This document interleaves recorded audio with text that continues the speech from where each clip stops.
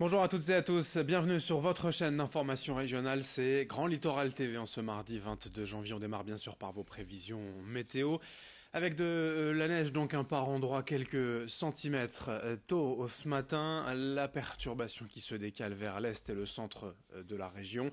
Attention sur les routes bien évidemment aujourd'hui, même si les saleuses de la Dire étaient en action cette nuit et tôt ce matin sur les grands axes, soyez prudents au volant notamment sur le réseau secondaire.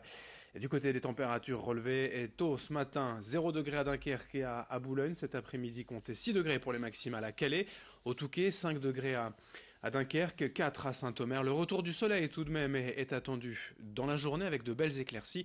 Et puis de nouvelles averses de neige, parfois sous forme de giboulées dans la soirée. Les prévisions météo complètes bien sûr juste après ce journal. Alors face à cette neige et plus largement face aux désagréments de l'hiver, le département du Nord déploie son programme de viabilité hivernale. Et dans le département, on compte près de 4400 km de route et jusqu'à fin mars, 250 agents vont être mobilisés 24 heures sur 24 pour assurer les opérations de salage et de déneigement. Pour cela, près de 5400 tonnes de sel ont été commandées. Cet hiver, le département déploie des moyens supplémentaires avec 4 nouvelles stations météo pour mieux se répartir le territoire, et de nouveaux camions munis de géolocalisation et du matériel dernier cri pour permettre aux agents d'intervenir seuls au volant, assistés d'un dispositif d'alarme en cas de problème. Explication au micro d'Idil Gunay. À la prise de poste, on fait notre mise en route parce que par ce petit boîtier là, tout ce qui est gyrophare et accessoires du camion, donc ça c'est un boîtier qui reste au camion. Et celui-ci, ce boîtier là, c'est notre boîtier qui gère toute la saleuse. On gère le grammage selon nos permanents, la quantité, le pourcentage de saumure à appliquer en voirie. Là devant moi, donc j'ai un autre boîtier qui lui est essentiellement que pour la lame avant, donc tout ce qui est essentiel pour le déneigement. Donc après bon, on a l'écran aussi de contrôle parce qu'on a un écran, une caméra sur l'arrière pour avoir un contrôle de l'épandage du sel. Même si la machine est équipée de contrôle automatique, le contrôle visuel reste le meilleur. On préfère voir vraiment ce qui se passe et être sûr d'effectuer un bon salage.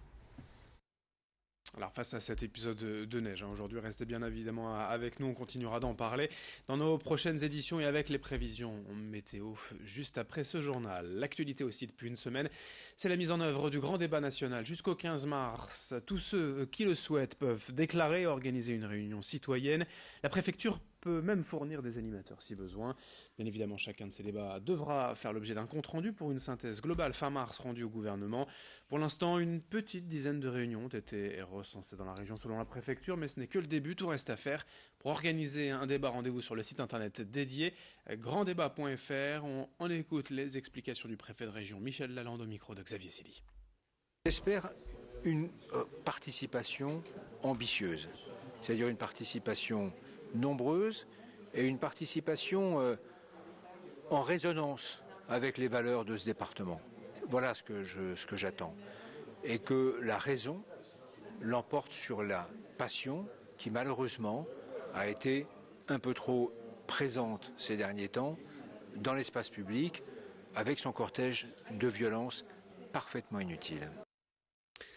Au Royaume-Uni, cette semaine s'annonce décisive pour Theresa May, la première ministre britannique, pour tenter de convaincre les parlementaires de valider son nouvel accord pour le Brexit. Ici dans la région, notamment sur la côte d'Opale, les acteurs économiques locaux suivent cette situation d'un œil attentif. On le sait, l'impact économique pourrait être sensible sur le territoire, ne serait-ce que d'un point de vue touristique.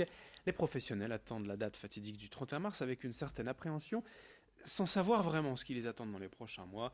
À l'office de tourisme de Calais, on tente malgré tout d'anticiper et de se préparer en s'installant aux abords du port ou du tunnel. Explication au micro de Corentin Escaillé.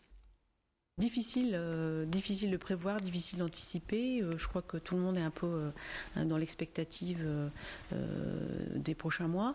Nous, on ne s'attend pas forcément à une baisse du tourisme britannique, parce qu'il faut quand même savoir que les Britanniques représentent à peu près pas loin de 50% de la clientèle étrangère sur Calais, pas en 46. Donc on a regagné des parts de clientèle étrangère dont les Britanniques qui reviennent un peu plus en nombre à Calais. Calais restera en tous les cas la voie la plus aisée pour traverser la Manche, même s'il y a un peu plus d'attente, c'est quand même la voie la plus facile, la plus rapide, que ce soit en ferry ou en tunnel. Dans ce journal également une question de santé déjà évoquée ici même. Depuis plusieurs mois, des petites douilles argentées servant normalement au siphon de Chantilly se retrouvent dans les caniveaux ou sur les trottoirs en ville. Leur utilisation est en fait détournée en drogue récréative. Elles contiennent du protoxyde d'azote, appelé proto, un gaz hilarant mais dangereux pour la santé. Il entraîne des migraines, des vomissements et peut même causer la mort. Des cas ont ainsi été avérés en Angleterre, mais aussi récemment en France. L'autre problème, c'est le prix de ces douilles, à peine 50 centimes l'unité, ce qui les rend très accessibles aux jeunes. Pour contrer ce phénomène, le député du Nord de la France Insoumise, Hugo Bernalicis, va déposer une proposition de loi visant à interdire la vente de ces douilles aux mineurs. Ces explications au micro de Lucille Berthe-Constant. C'est une toute petite douille de cette taille-là qui sert à la base à faire de la chantilly ou des espumas pour ceux qui aiment faire la cuisine et qui est en fait mis dans le même, une sorte de, ça s'appelle ça un cracker, ce qui permet de percer la douille. Vous mettez un ballon de baudruche au bout, ça gonfle le ballon. Il faut le laisser un peu quelques secondes parce que le gaz est froid vu qu'il est comprimé et donc vous l'inhalez et c'est un gaz hilarant qui rend hilarant pendant 1 à 3 minutes selon les retours qu'on peut avoir. Ce gaz hilarant-là, il semble inoffensif parce que c'est en vente libre, vous le trouvez où vous voulez, les ballons de baudruche aussi, tout ça se trouve sur internet à l'épicerie du coin. Et au-delà de ça, finalement, ça peut avoir des effets très graves sur l'organisme si vous en prenez souvent. C'est sur le système nerveux, sur la moelle osseuse ou des troubles neurologiques définitifs. On termine avec une information étonnante sur notre littoral. Les milliers de munitions ou de bombes en mer du Nord ou dans la Manche tombées durant les Première et Deuxième Guerres mondiales pourraient être responsables de pollution selon l'ADELPHA, l'Assemblée de défense de l'environnement du littoral flandre-artois. À l'issue de ces deux guerres, la priorité, bien sûr, était de reconstruire les villes détruites et souvent les déchets étaient envoyés simplement en mer. Ces munitions contenaient du gaz moutarde, du chlore ou du gaz sarin. Elles continuent aujourd'hui de se dégrader, de se répandre dans l'eau, si bien que ces produits chimiques pourraient par le biais des poissons en se retrouver dans nos assiettes. Explication au micro de Corentin Escaillé. Avec le temps, évidemment, ces bombes vont se désagréger et certainement libérer leurs produits toxiques en mer. Alors nous, nos craintes, c'est à la fois pour la faune marine, évidemment, sachant en plus qu'au large de Dunkerque, on a une zone Natura 2000 en cours de création. Et puis on a des craintes aussi pour la chaîne alimentaire, parce que si ces produits rentrent dans la chaîne alimentaire, le poisson que nous allons manger pourrait aussi nous intoxiquer.